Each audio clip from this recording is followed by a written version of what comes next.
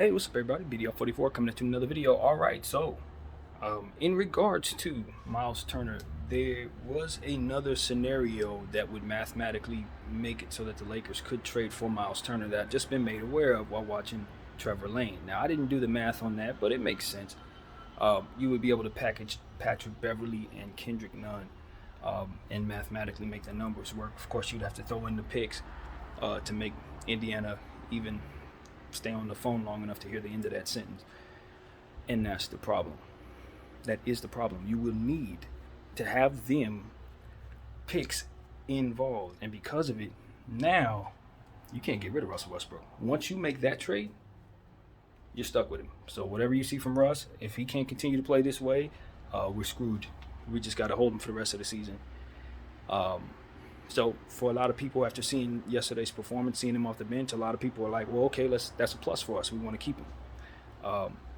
For myself, I laugh at those people. I really do, especially when I consider $47 million what that could do in terms of how much talent we can actually get on our team, and the fact that we cannot shoot, and he's a big part of why that is the case. When you consider that we literally won just one game and it's been 6 games we've played, yeah, no, I'm not that type of person. I have a different type of mindset when it comes to this kind of thing, and so I look at that as a negative, especially since I know for a fact, once again, that the Lakers have absolutely no plans of re-signing Miles Turner. So we're only bringing him in for this season, potentially, unless he wants to take a pay cut of some sort. I don't know what the plans would be. But as I said, if the Pacers are willing to do that deal without the picks, then obviously we do it. But, I mean, that goes without saying. If the Pacers are dumb enough to do that, what else are they dumb enough to do? Why don't they throw in Mathurin while they're at it? You know what I mean? So, I mean, it's just like some things are just not realistic. We can always say, hey, yo, I got Kendrick Nunn and Russell Westbrook's contract. Milwaukee, would you give us Giannis? I mean, where does it stop? Where does it end? At the end of the day, no one's looking to take our garbage and supply us with what we need. But what I say to the field is, you'd be wise to, because if we keep on sucking the way we are, we're going to give Wembanyama to the New Orleans Pelicans, and none of y'all going to see Larry O'Brien for at least another 3 or 4 years. That's assuming he doesn't re-sign with the team, or either one of them re-sign with the team, or what have you. I don't know how they would keep that team together, but in the short term, all your little hopes and dreams of winning a championship, yeah, I think they're going all to New Orleans if that happens. So the field would be wise to at least assure that the Lakers aren't as bad as they are right now, or rig it somehow to assure that we do not win the lottery. I'm being honest. Pelicans are going to be the Celtics if we let them. They're going to turn into the Celtics if we give them Wembanyama. So, or the Golden State Warriors rather. So get it together, people. Y'all might want to give us something for nothing. It'll help you all. But it's going to take a little while for people to see that angle, I'd imagine. And I don't think they want us to realize that angle either. They're hoping we're willing to overpay for something to save ourselves. But at the end of the day, all we got to do is threaten to be the worst team in the world. And eventually people are going to start understanding why that's a bad thing. So, at this point, I just think the Lakers should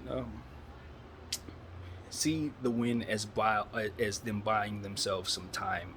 If they would have lost that game, the conversations around the league would be a lot different. But since the Lakers won, people are giving them a little bit of a relax on it. Except for me, I'm killing them. But you know me, I'm different.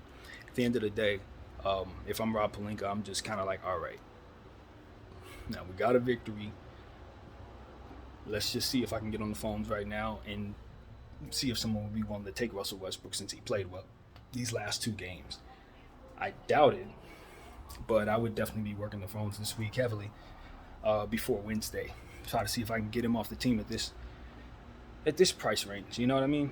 However people see him right now, he's accepted the fact that he's going to play off the bench, which is really all we needed in order to sell him to other teams, because that's all we need them to see, is that he's willing to do whatever.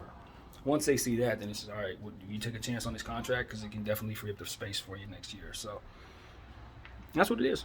And that's what it is, man. Hopefully somebody will do that for us. All you guys who really want Russell Westbrook, I'll say, look, he's going to be a free agent next year. We can sign him for whatever price is realistic. But as of right now, yeah, that doesn't make any sense to keep him at that price, even if he's playing well. We're not good enough to win a championship when we know it. And so, I like some of the things that he's done. And if he plays off the bench, he can be a 6th man of the year candidate. I really believe that. But that's a very expensive piece that doesn't make us good enough to win. So it is what it is, man. I don't care if he goes off and has a 20-20-20 game, my mind is going to be exactly what it is right now, because it ain't got nothing to do with his production. It has to do with what we don't have and what his salary can net us right now. Unless we're going to blow it up. As to which I think is probably the move right now. The way I'm looking at it, I'm done. Completely done with this roster. So for me, I keep Russell Westbrook because I'm trading Anthony Davis, and I'm not going to attach those 2 picks to get rid of Russell Westbrook or those 2 picks to bring in Miles Turner. Nah, I've completely shifted my focus, and this team would be wiped away clean next year. You wouldn't see none of these people on this team next year if I was running stuff.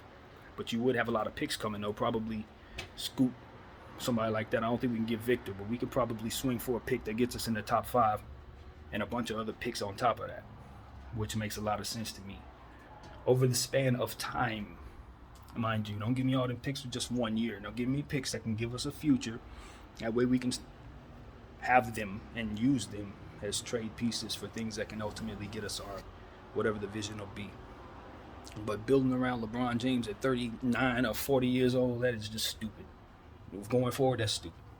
And Anthony Davis and made of glass and all of that, that's not a foundation, man. It's not. Facts over feelings, not a foundation. So we need to get us one and get as many picks as we can. Utah got it right. You see Danny Ainge? I assure you, Utah is 5-2. With what they have a better record than us. How does that not piss you off as a Laker fan? Their season is going better than ours, and they have more picks than we probably even want for what we have. More than we're even going to get for what we have. That's why it's important we blow this thing up. And people are celebrating in the locker room, least of all the GM. Celebrating in the locker room. Wipe it away. When I say wipe it away, leave nothing but the logo. That's where I'm at.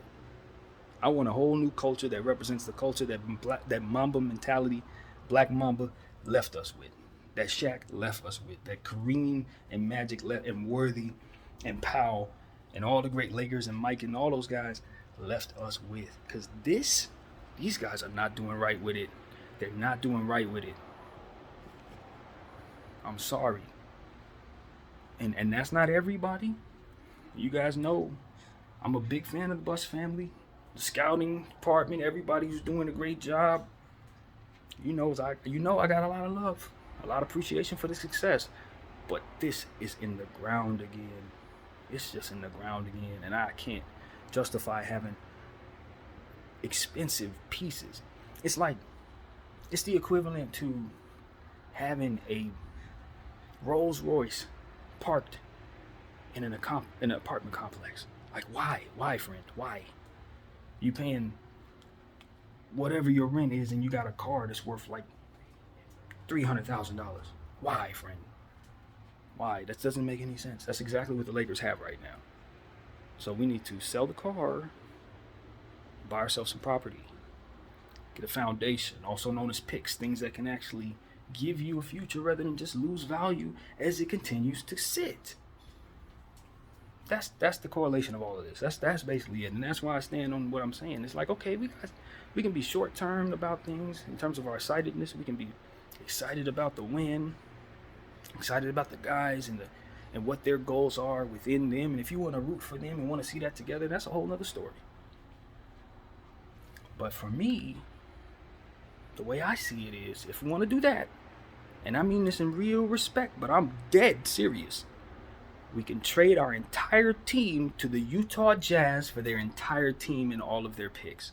And then they can continue what they're doing there. That is exactly how I feel. And you give me the picks, and I'll draft Wembanyama, Scoot, and everybody else that the Jazz are going to have on their team, and then we just move forward in the future. Because that's probably what the NBA would rather have happen anyway. My name is BDO44. I thank you all for watching.